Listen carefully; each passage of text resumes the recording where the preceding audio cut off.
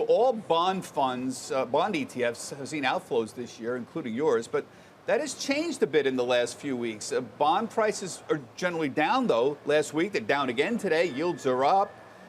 Reconcile this for us. Why aren't these inflows just a pause, and why won't they turn into outflows again if the Fed is going to continue its hawkish policies?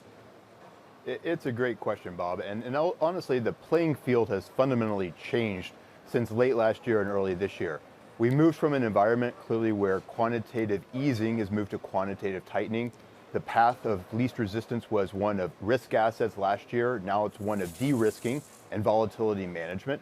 And most importantly, with regard to bonds, we've actually seen yields move from the near zero yields across the curve and flat yield curves to an environment whereby the Fed is growing increasingly concerned about the outlook and has responded by being a little bit more hawkish, which ultimately means that yields have risen. In some cases, the front end's risen by more than 200 basis points. So the starting point in the playing field is incredibly important to understand why investors have pivoted in this environment toward one where bonds may have not been as attractive source of total return in the past, but are now an attractive source of carry, and more importantly, a defensive posture for their overall portfolio allocations.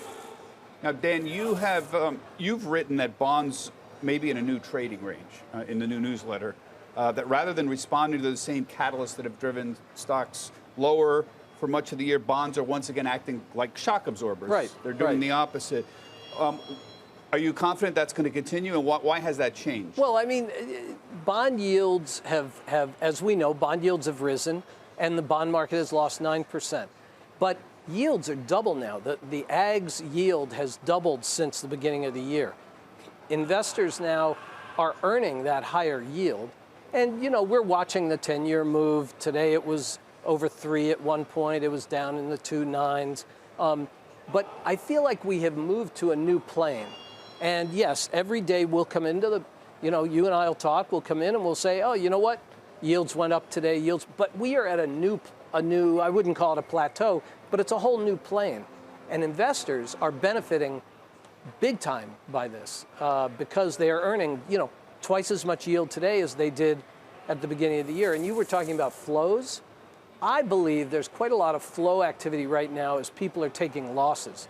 They're doing tax swaps so that they can book some of these losses, because think about it, you can, you know, if you're down 9%, you could take a swap on that, you book that loss, now you're buying something at a higher yield. Yeah. Why not? Makes some sense. So Todd, you've written recently, year-to-date through May 25th, bond mutual funds incurred significant redemptions, $242 billion. In May, bond mutual funds, $90 billion in outflows, but bond ETFs had inflows. So bond mutual funds outflows still in May, but bond ETFs inflows.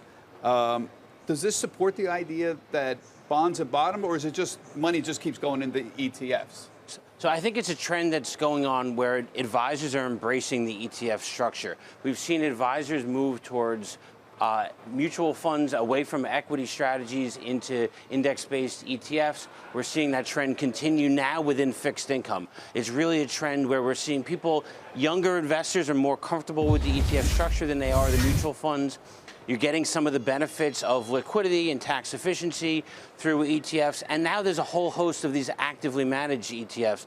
PIMCO has been a leader in that space. There's other firms as well, Fidelity, T. Rowe Price. But we're really seeing investors have more comfort in the choices they have within the ETF structure than they ever did beforehand. The liquidity is so much stronger if you want to be able to be more tactical with fixed income ETFs than you could with fixed income mutual funds. I'm just impressed. I'm looking across the board of bond ETF inflows. There's inflows in muni bonds, MUB, the Vanguard short-term bond fund had inflows.